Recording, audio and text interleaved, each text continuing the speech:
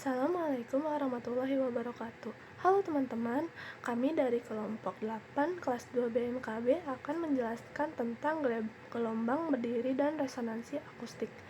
Sebelumnya izin memperkenalkan diri, nama saya Tiara Aprilia Aziza dan teman-teman saya ada Egy Yuda, Gregorius, Muhammad Angger, Naura Farah Alisah, dan Rafli Permana.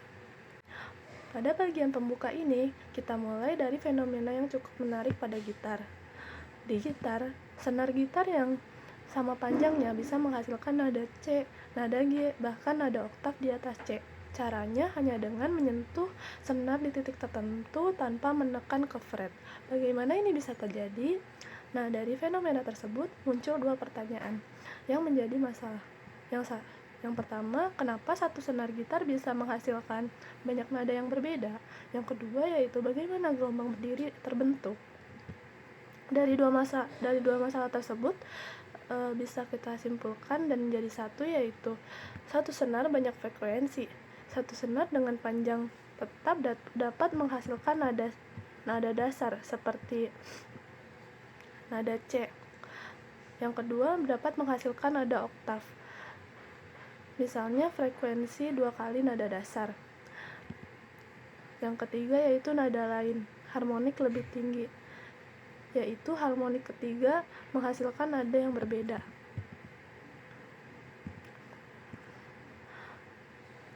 Nah, pada senar gitar, gelombang yang kita hasilkan akan merambat ke ujung senar, kemudian dipantulkan kembali karena ujung senar terikat.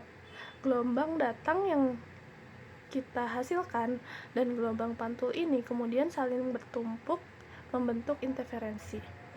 Akibatnya, terbentuk pola tetap yang tampak seperti tidak bergerak yang disebut gelombang berdiri. Oke teman-teman, jadi aku membahas tentang gelombang berdiri. Nah, di slide ini tuh kita ngebahas bagaimana gelombang berdiri itu terbentuk. Jadi, gelombang berdiri terjadi karena superposisi dua gelombang yang punya frekuensi dan amplitude yang sama, tapi bergerak berlawanan arah. Nah, prosesnya itu sederhana. Ketika gelombang itu merambat dalam suatu medium, misalnya di sebuah tali. Nah, ketika sampai di ujung, gelombang itu dipantulkan. Nah, gelombang datang dan gelombang pantul itu bertemu lalu saling berinterferensi. Hasil interferensi ini membentuk pola gelombang yang terlihat diam, makanya disebut dengan gelombang berdiri. Yang penting yang bisa kita pahami adalah gelombang berdiri itu tidak ada perpindahan energi secara keseluruhan, tetapi hanya terjadi di getaran di tempatnya. Next. Selanjutnya kita masuk ke bagian not dan anti-not. Pertama, not atau simpul adalah titik yang bergerak sama sekali. Artinya titik ini amplitudenya itu adalah 0. Karena terjadi interferensi destruktif, jadi gelombangnya itu saling menghapus. Gampangnya ini kayak titik yang dikunci. Kedua, anti-not atau perut gelombang ini kebalikannya, yaitu titik dengan simpangan paling besar. Di sini amplitudenya itu maksimum karena terjadi interferensi konstruktif. Jadi gelombang itu saling menguatkan. Jadi singkatnya adalah ketika note itu diam dan anti note adalah gerakan yang paling besar. Nah, slide selanjutnya adalah kita membahas lihat persamaan dari gelombang berdiri. Persamaannya itu menunjukkan bahwa simpangan gelombang dipengaruhi oleh dua hal, yaitu posisi dan waktu. Bagian 2A kali AKX menentukan besar amplitude di setiap titik. Jadi tergantung posisi, makanya di setiap titik itu bisa beda-beda besaran getarannya. Nah, sedangkan cos itu menentukan perubahan terhadap waktu, yaitu gerakan naik dan turun gelombang. Oke, kesimpulannya adalah pada gelombang berdiri besaran getarannya oleh posisi, sedangkan pergerakannya ditentukan oleh waktu. Sekarang kita bahas mengapa pipa terbuka kedua ujung menghasilkan semua harmonik seperti 1, 2, 3, dan seterusnya. Sedangkan pipa tertutup satu ujung hanya harmonik ganjil seperti 1, 3, 5, dan ganjil lainnya. Kalau dipikir-pikir, keduanya sama-sama pipa, sama-sama ada gelombang di dalamnya, tapi hasilnya berbeda. Kenapa sih demikian? Kuncinya ada satu konsep, yaitu kondisi batas. Nah, sekarang kita bahas di yang pertama, yaitu pipa terbuka. Dua ujungnya terbuka ke udara bebas. Karena udara bebas bergerak, kedua ujung ini menjadi antinot, titik dengan amplitudo maksimum. Syarat ini fleksibel. Gelombang bisa membentuk setengah, satu setengah panjang gelombang, berapapun yang pas di dalam pipa. Maka bisa menghasilkan rumus yaitu L sama dengan N kali lambda per 2. Nah, N ini bisa saja bilangan bulat seperti 1, 2, 3, 4, dan bilangan bulat lainnya. Artinya, semua harmonik bisa saja muncul. Selanjutnya kita bahas pipa tertutup. Ujung tertutup adalah dinding keras, udara tidak bisa bergerak di sana, maka ujung tertutup harus jadi knot, sedangkan ujung terbukanya tetap jadi anti knot. Kita punya syarat knot di satu sisi dan anti knot di sisi lain. Jaraknya harus tepat seperempat panjang gelombang. Maka menghasilkan rumus yaitu L sama dengan 2 kali N min 1 kali lambda per 4. Nah, nilai N ini hanya bisa diisi oleh bilangan ganjil seperti 1, 3, 5, dan bilangan ganjil lainnya. Nah, dari itu maka harmonik genap tidak bisa muncul. Nah, selanjutnya ini adalah contoh pergerakan gelombang pipa terbuka. Dan ini adalah contoh pergerakan pipa tertutup.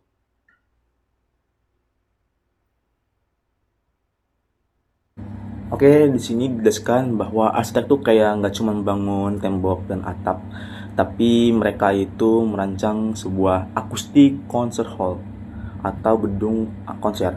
Jadi di sini ada kalimat gedung konser dirancang sebagai sebuah sistem osilasi raksasa. Nah, artinya seluruh ruangan itu ya udara dalamnya dan permukaannya dibuat agar bisa ikut bergetar atau beroscilasi bersama musik, dan tujuannya supaya suara musik ya dari panggung tuh gak mati atau hilang begitu aja, melainkan diperkuat secara alami oleh ruangan tersebut. Oke, di saat ini kita tuh ngebahas jeroan fisikanya, yaitu kayak bagaimana suara bisa terdengar merdu dan megah di dalam ruangan. Jadi ada dua konsep utama di sini, yaitu pertama ada resonansi. Jadi resonansi itu suara musik bakal terdengar paling mantap dan keras atau amplitudenya paling maksimal kalau getaran alat musiknya itu nyambung atau cocok dengan getaran alami ruangan tersebut. Nah, terus kedua ada kuantisasi. Jadi suara itu memantul dengan enak, hanya frekuensi tertentu yang disebut mode normal yang bisa bergetar stabil di dalam ruangan ini. Nah, ruangan ini tuh kayak sangat bergantung pada beberapa besar atau panjang ukuran gedung tersebut, gitu. Jadi kalau misalnya gede, kayak makin gema begitu atau makin enak. Nah, di sini ada rumusnya itu untuk menghitung nada apa aja yang bakal dengar bagus digunakan.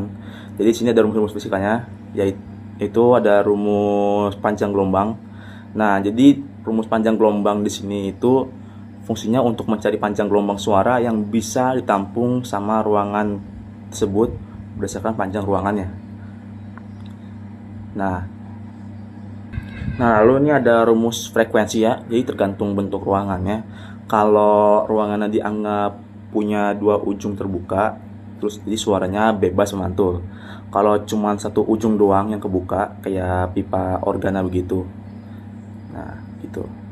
Oke, sekian dari saya. Terima kasih. Nah, setelah kita tadi belajar di slide-slide sebelumnya, kita telah paham nih konsep knot, anti-knot, dan persamaan gelombang berdiri. Nah, sekarang kita bakalan terapin apa aja yang udah kita pelajari sebelumnya. Nah, di sini kita bakalan bahas satu soal, yang mana soalnya begini. Sebuah senar gitar memiliki panjang L itu sama dengan 0,65 meter dengan kecepatan rambat gelombang V 330 meter per second. Nah, kita diminta untuk mencari frekuensi dasar, harmonik kedua, dan juga harmonik ketiga. Nah, dari sini kita identifikasi nih, apa aja sih yang diketahui di dalam soal. Nah, yang pertama itu ada panjang senar L. Nah, ini. Nah, L-nya berapa? 0,65 meter. Kemudian berikutnya yang diketahui adalah kecepatan gelombang V. Berapa? 330 meter per second. Nah, berikutnya yang diketahui di soal ini itu adalah N. N itu apa sih? N itu adalah nomor harmonik. Untuk frekuensi dasar itu nomor harmoniknya adalah 1. Untuk harmonik kedua F-nya N-nya 2. Dan untuk harmonik ketiga itu N-nya adalah 3. Nah, setelah kita tahu nih, tinggal kita substitusi ke persamaan yang sebelumnya udah kita pelajari. Persamaannya apa sih? Persamaannya itu adalah Fn sama dengan N dikali V per 2L. Nah, tinggal kita masukin ke rumus yang udah diketahui nih. Nah, untuk F1 frekuensi dasar itu N-nya 1 dikali V-nya 330 meter per second dibagi 2 kali L-nya berapa? 0,65. Nah, ini jadi 330 dibagi 1,3. Itu hasilnya kurang lebih berapa ya? Kita cari dulu ya. Hitung dulu. Nah, itu hasilnya 253,8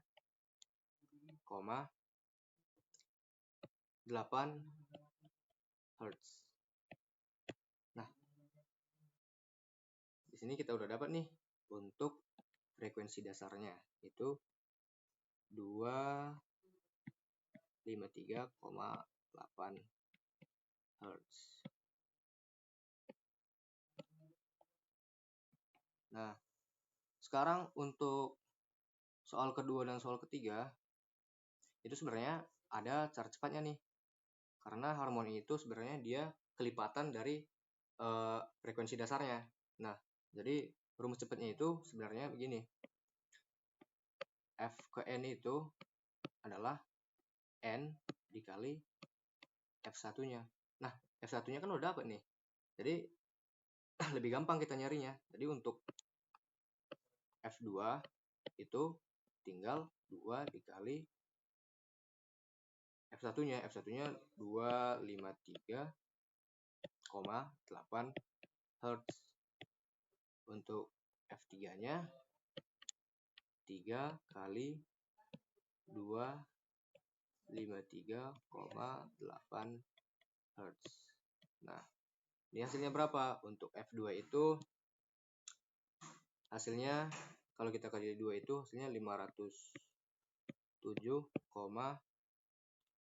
Hz.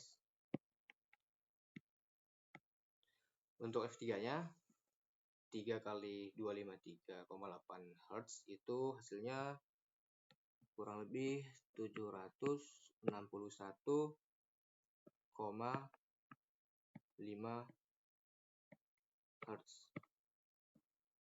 Ini 0,5 ya, bukan 1,5.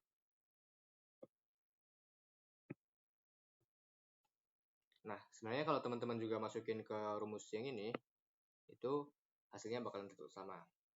Nah, oke, mungkin itu aja untuk pembahasan satu soal ini. Semoga mudah dimengerti. Bye-bye. Pada slide ini kita membahas kondisi batas yang mempengaruhi kualitas suara di dalam suatu ruangan. Interaksi antar gelombang suara dengan dinding dan langit-langit sangat menentukan bagaimana suara bisa terdengar oleh si pendengar tersebut. Pertama ada simpul atau notes, yaitu titik di mana gelombang saling meniadakan sehingga suara menjadi sangat lemah atau bahkan tidak terdengar. Posisi ini sebaiknya dihindari untuk tempat duduk penonton dikarenakan suara gelombang akustik yang terganggu yang sangat tidak direkomendasikan untuk didengar oleh penonton. Yang kedua ada perut atau antinodes, yaitu titik dengan amplitudo maksimum sehingga suara terdengar paling kuat dan jelas yang direkomendasikan untuk para pendengar. Selain itu terjadi refleksi suara di mana gelombang memantul dari permukaan keras. Refleksi ini bisa memperkaya suatu suara, tetapi jika berlebihan dapat menimbulkan gema yang mengganggu. Secara matematis, fenomena ini dijelaskan oleh persamaan gelombang berikut. Y dalam kurung 2A sin kx dalam tutup kurung cos kuadrat. Dari persamaan ini kita bisa menentukan posisi simpul dan perut gelombang di dalam suatu ruangan. Lanjut ke slide kedua. Pada slide ini kita akan membahas bagaimana lingkungan dan material bisa mempengaruhi suatu perambatan suara. Pertama, suhu. Ketika suhu meningkat, Kecepatan suara juga meningkat sehingga dapat menggeser frekuensi dan karakteristik suara di dalam ruangan. Kedua, sifat material dinding dan panel harus dirancang berdasarkan modulus, elastisitas, massa jenis, dan momen inersia agar tidak ikut bergetar berlebihan saat terkena suara. Kelakuan panel dapat dihitung menggunakan persamaan berikut. Beta sama dengan KL pangkat 3 per EI. Selain itu, getaran pada panel dinding juga mengikuti persamaan dinamika berikut.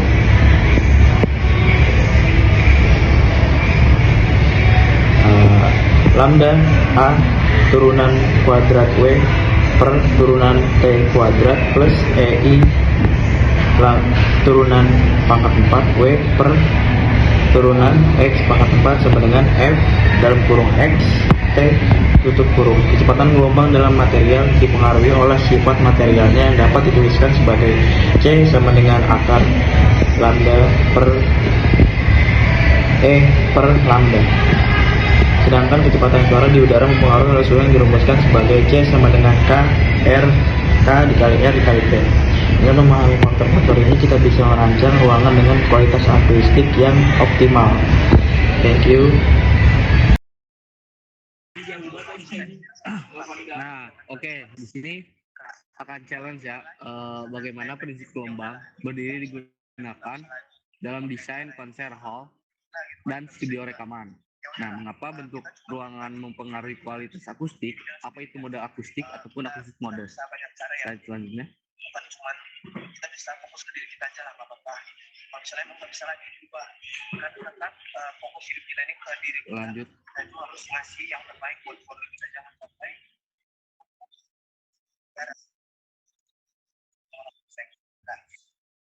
Nah, prinsip gelombang berdiri dalam akustik ruangan. Dalam gelombang berdiri pantulan suara dari dinding dapat saling berinteraksi atau membentuk simpul suara lemah, perut suara jika tidak dikontrol, suara jadi tidak merata di ruangan. Nah, ada juga penerapan di konser hall dan studio. Nah, bertujuannya menghindari penumpukan gelombang, resonansi berlebih, menyebarkan suara secara merata. Nah, cara yang harus digunakannya, bentuk ruangan tidak simetris, penambahan panel penyerap atau absorber, penggunaan diffuser untuk menyebar suara. Adapun mengapa ruangan penting, bentuk ruangan menentukan pola pantulan suara. Ruangan kotak bisa menjadi mudah terjadi pantulan sejajar ataupun gelombang berdiri kuat. Ada juga ruangan tidak beraturan, pantulan acak, suara lebih merata. Nah, semakin acak terkontrol, semakin baik kualitas akustik. Nah, apa sih itu modal akustik ataupun akustik modes? Akustik mode adalah frekuensi tertentu yang terkunci di dalam ruangan karena dimensi ruangan. Nah, akibatnya apa? Akibatnya ada frekuensi yang terdengar terlalu kuat atau bumi, ada yang hilang atau lemah. Lanjut.